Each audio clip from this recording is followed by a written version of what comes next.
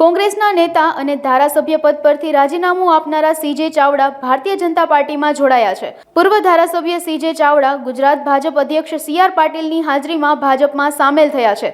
CJ ચાવડાએ વિજાપુર બેઠક પરથી ધારાસભ્ય પદેથી 19 જાન્યુઆરીએ રાજીનામું આપ્યું હતું। વિજાપુરમાં પ્રદેશ ભાજપ અધ્યક્ષ સી.આર. પાટીલની ઉપસ્થિતિમાં યોજાનારા કાર્યક્રમમાં સીજે ચાવડા તેમના સમર્થકો સાથે ભાજપમાં સામેલ થયા છે।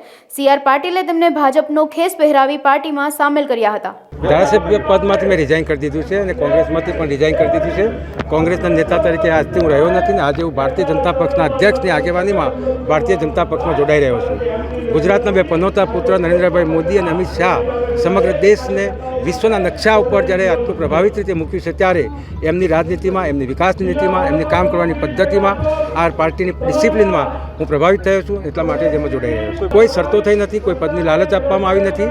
મારી કેપેસિટી જોઈને, મારી કેપેબિલિટી જોઈને મારો જ્યાં ઉપયોગ કરવામાં આવશે ત્યાં હું તત્પર રહીશ। વિચારધારા કરતાં કોંગ્રેસની કામ કરવાની જે પદ્ધતિ છે એ પદ્ધતિ ખૂબ અટવાયેલી છે, ત્યારે મૂંઝવણમાં છે અથવા ભટકાયેલી છે। એને લીડરશીપ જોઈએ એ દિશા બતાવનાર કોઈ રહ્યું નથી। અને જ્યારે દેશને લગતા મુદ્દા હોય, દેશના વિકાસને લગતા મુદ્દા હોય, રાષ્ટ્રવાદને લગતા મુદ્દા હોય, સર્જિકલ સ્ટ્રાઇકને લગતા મુદ્દા હોય, કોરોના કાળમાં વેક્સિનને લગતા મુદ્દા હોય અને રામ મંદિર બની રહ્યું હોય, ત્યારે આવા સમયે જ્યારે પોઝિટિવ કામ થઈ રહ્યું હોય ત્યારે નેગેટિવિટી કામ ન ચાલે।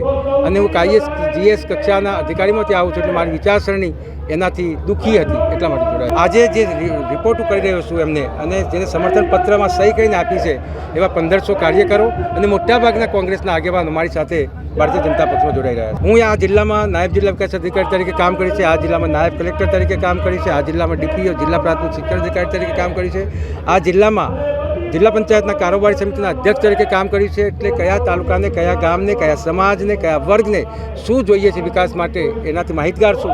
એટલે મારી જે કંઈ શક્તિઓ છે એ આ જિલ્લાની અને વિજાપુર તાલુકાની જનતા માટે વાપરીશ। હાલ એવું કંઈ શક્ય નથી અને હાલ એવું કંઈ નક્કી પણ નથી। મારી જ્યાં ચૂંટણી લડવાની થશે અથવા તો જે કામ કરવાનું થશે એ કરજો।